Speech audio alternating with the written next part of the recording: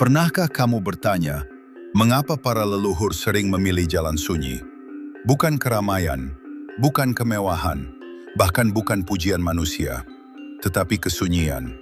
Di balik heningnya malam, di balik langkah yang menjauh dari hiruk-pikuk dunia, ada sebuah laku yang telah diwariskan selama berabad-abad. Sebuah jalan yang tidak banyak dibicarakan, namun diam-diam membentuk jiwa manusia menjadi lebih dalam. Laku itu dikenal dengan satu kata yang sederhana, namun penuh misteri, tirakat. Namun ada satu pertanyaan yang jarang sekali dijawab secara jujur. Apakah tirakat hanya sekadar menahan lapar? Apakah ia hanya tentang mengurangi tidur? Atau sebenarnya, ada rahasia yang jauh lebih dalam yang sengaja disembunyikan di balik kesunyian itu?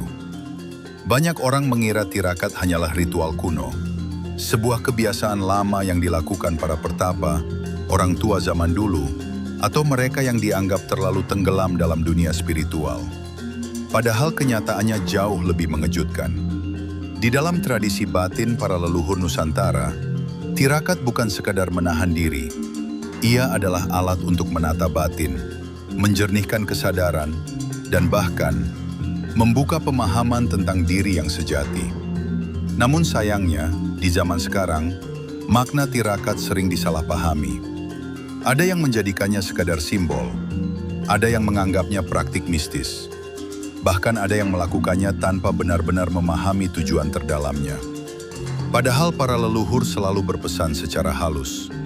Tidak semua rahasia kehidupan bisa dipahami dalam keramaian.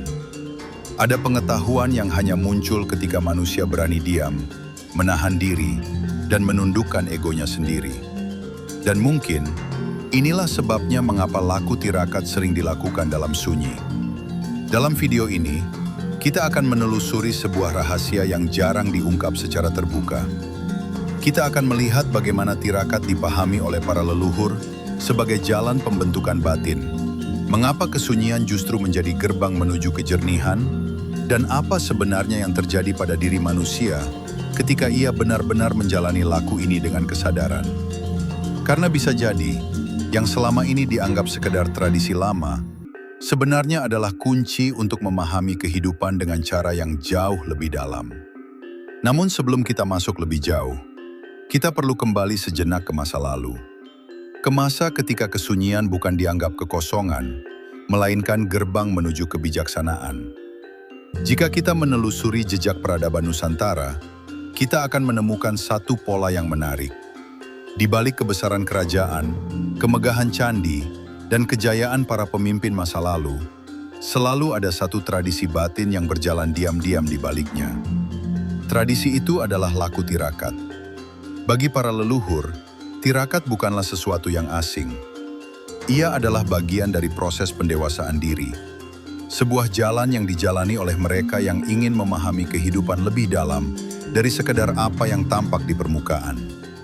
Dalam berbagai naskah kuno Jawa seperti Serat Wedatama dan Serat Wulangreh, sering disebutkan bahwa manusia yang ingin mencapai kejernihan batin harus melalui proses mengendapkan diri. Bukan dengan menambah sesuatu dari luar, tetapi justru dengan mengurangi keinginan yang berlebihan dalam diri. Karena menurut kebijaksanaan lama, semakin manusia dikuasai oleh nafsu dan keinginan, semakin kabur pula penglihatannya terhadap kebenaran hidup. Disinilah tirakat mengambil perannya.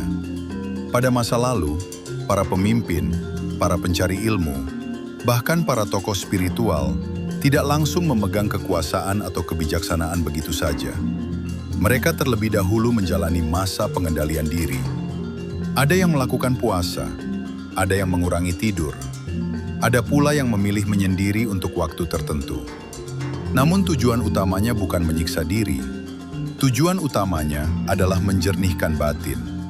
Karena para leluhur memahami satu hal penting yang sering dilupakan manusia modern. Ketika dunia luar terlalu bising, suara hati menjadi sulit terdengar. Kesunyian tirakat adalah cara untuk menurunkan kebisingan itu. Bahkan dalam sejarah Nusantara, banyak tokoh besar yang dipercaya menjalani fase ini sebelum mereka menemukan arah hidupnya. Bukan sebagai ritual kosong, tetapi sebagai proses menata kesadaran. Menariknya, Praktik seperti ini tidak hanya ditemukan di Nusantara. Di berbagai peradaban kuno, kita menemukan pola yang hampir sama. Para pencari hikmah sering menjalani periode kesunyian, pengendalian diri, dan pengurangan kenikmatan duniawi. Seolah-olah ada pemahaman universal bahwa manusia tidak akan benar-benar mengenal dirinya jika ia terus tenggelam dalam kesibukan dunia. Namun seiring berjalannya waktu, makna tirakat perlahan mulai berubah. Sebagian orang hanya melihatnya dari sisi lahiriah, sekedar puasa, sekedar tidak tidur, atau sekedar ritual yang dilakukan pada waktu tertentu. Padahal inti dari tirakat justru berada pada sesuatu yang tidak terlihat. Ia terjadi di dalam batin. Di dalam ruang sunyi di mana manusia mulai berhadapan dengan dirinya sendiri, dengan egonya, dengan keinginannya, dan dengan segala kegelisahan yang selama ini tertutup oleh kesibukan hidup. Dan di titik inilah banyak orang mulai mundur. Karena menghadapi dunia luar seringkali jauh lebih mudah daripada menghadapi diri sendiri. Mungkin itulah sebabnya para leluhur tidak pernah menjelaskan tirakat secara gamblang kepada semua orang.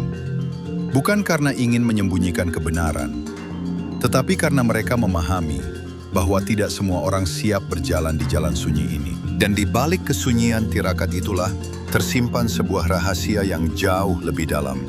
Sesuatu yang tidak hanya mengubah cara seseorang melihat dunia, tetapi juga mengubah cara ia memahami dirinya sendiri.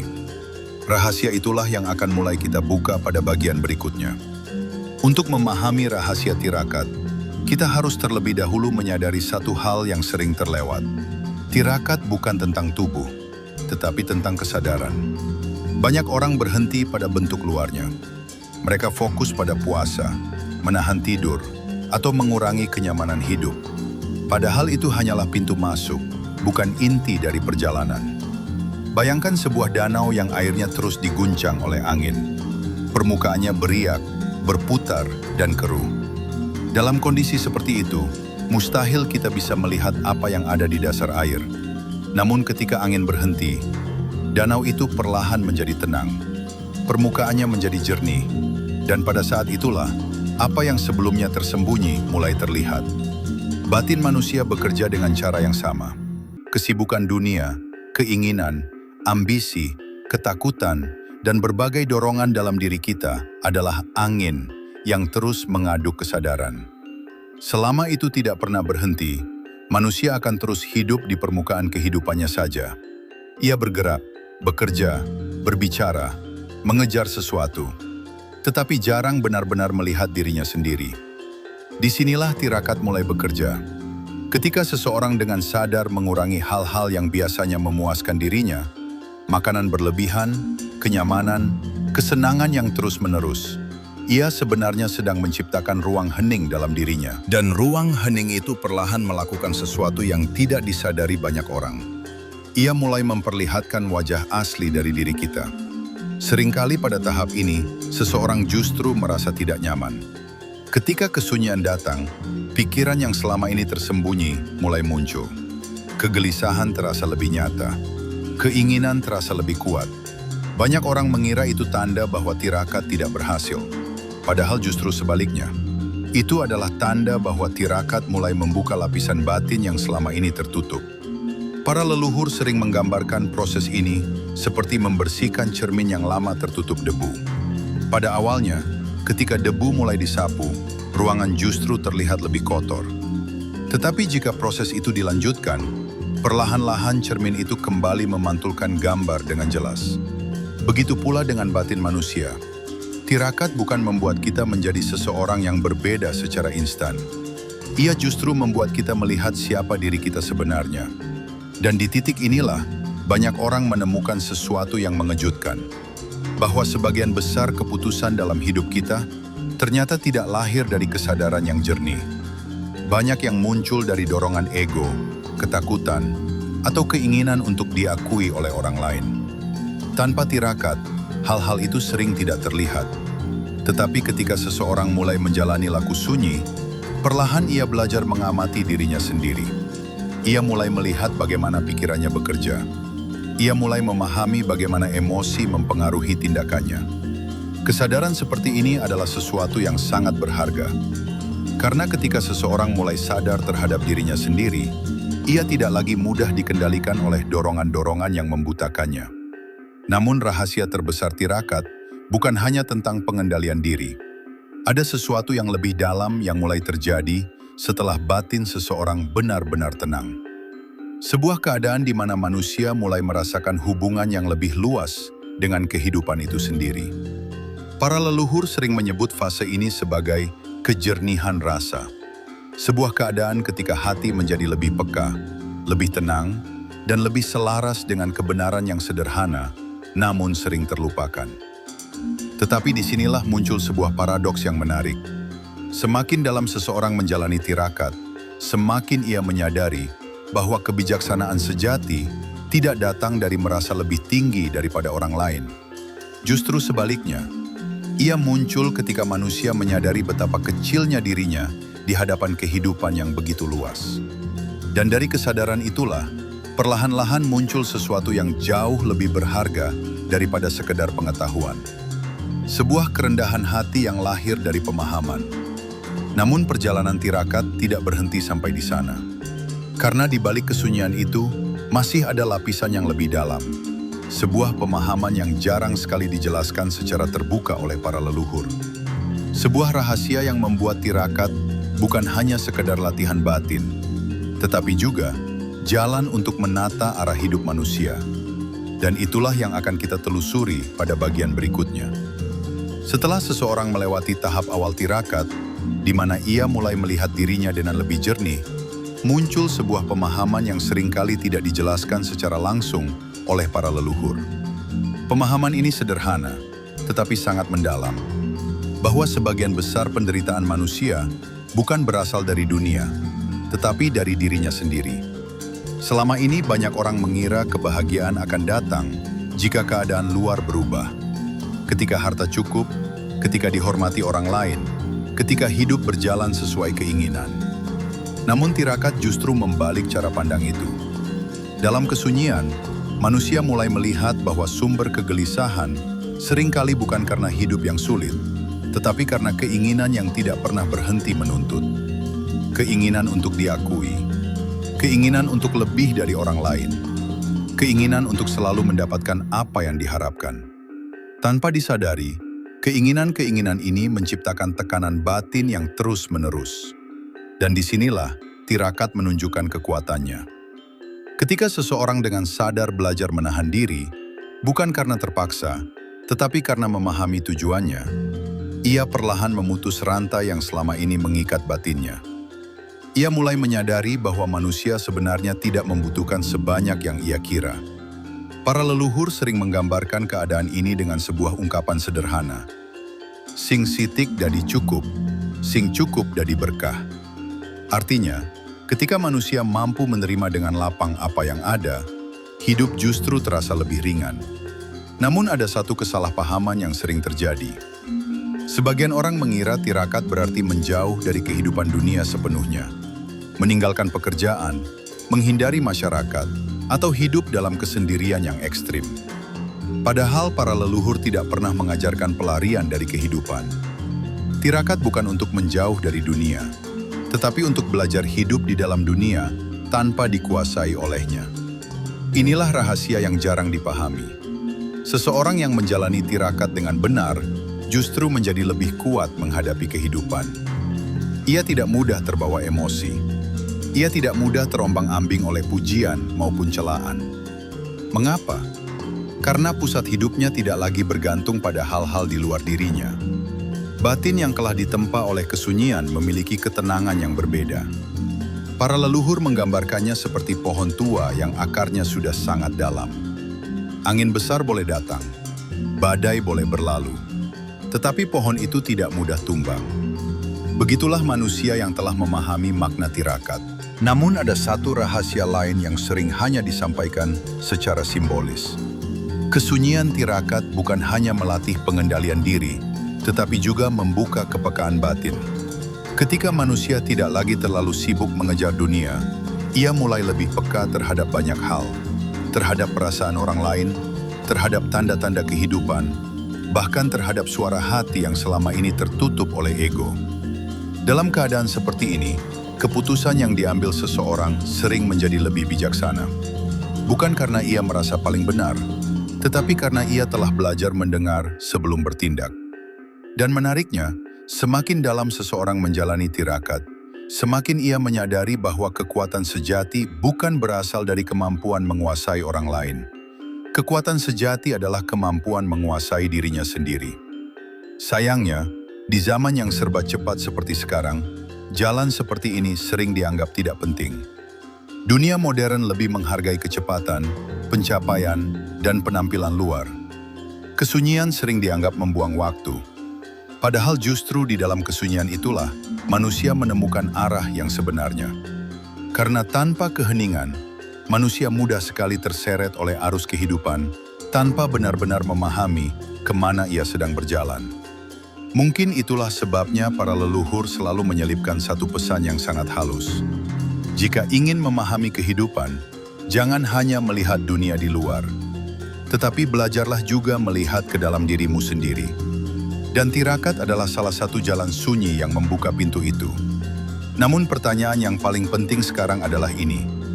Bagaimana sebenarnya kita bisa menerapkan kebijaksanaan tirakat di tengah kehidupan modern yang penuh kesibukan? Apakah laku ini masih relevan di zaman sekarang? Jawabannya mungkin akan mengejutkan. Setelah memahami makna terdalam dari tirakat, muncul satu pertanyaan yang sangat penting. Apakah laku sunyi ini hanya relevan bagi para pertapa di masa lalu? Atau sebenarnya ia masih bisa dijalani oleh manusia modern yang hidup di tengah kesibukan dunia? Jawabannya justru sederhana. Tirakat tidak selalu harus terlihat ekstrim.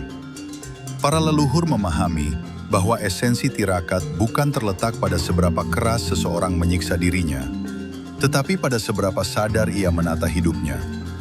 Dalam kehidupan sekarang, tirakat bisa dimulai dari hal-hal yang jauh lebih sederhana daripada yang kita bayangkan.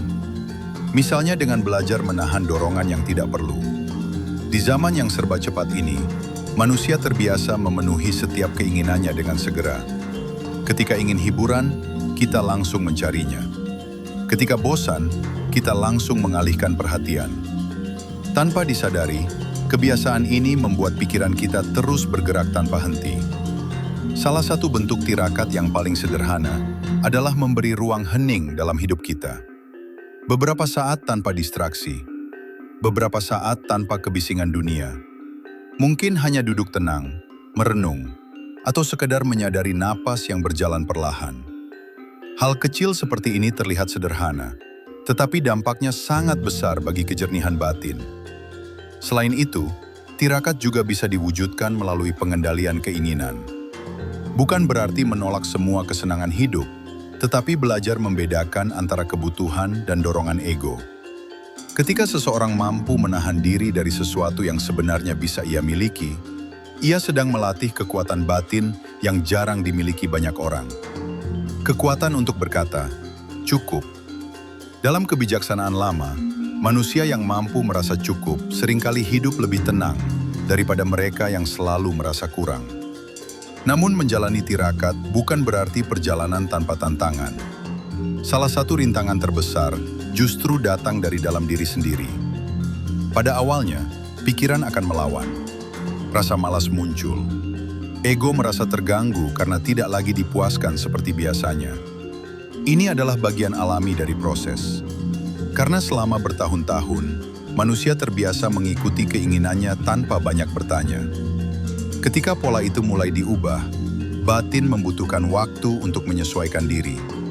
Disinilah kesabaran menjadi kunci. Tirakat tidak bekerja seperti sesuatu yang instan.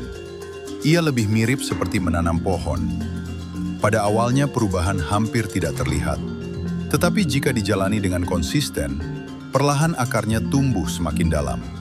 Dan ketika akarnya kuat, hidup seseorang menjadi lebih stabil.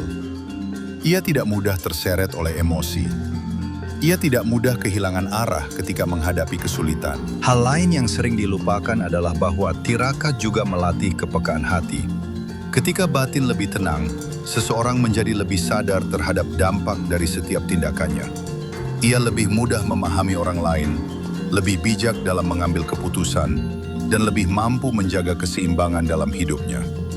Pada akhirnya, tujuan dari tirakat bukanlah untuk menjadi seseorang yang terlihat spiritual di mata orang lain. Tujuan sejatinya adalah membentuk manusia yang lebih sadar, lebih tenang, dan lebih selaras dengan kebenaran hidup. Karena manusia yang mampu menata dirinya sendiri, seringkali tidak perlu berusaha terlalu keras untuk menata dunia di sekitarnya.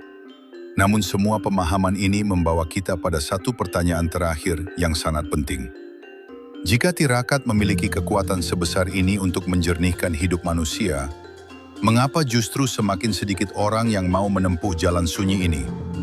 Jawabannya akan membawa kita pada sebuah refleksi yang mungkin sangat dekat dengan kehidupan kita hari ini. Pada akhirnya, rahasia tirakat tidak terletak pada ritual yang terlihat dari luar. Ia tidak diukur dari seberapa lama seseorang berpuasa, seberapa sedikit ia tidur, atau seberapa jauh ia menjauh dari keramaian dunia.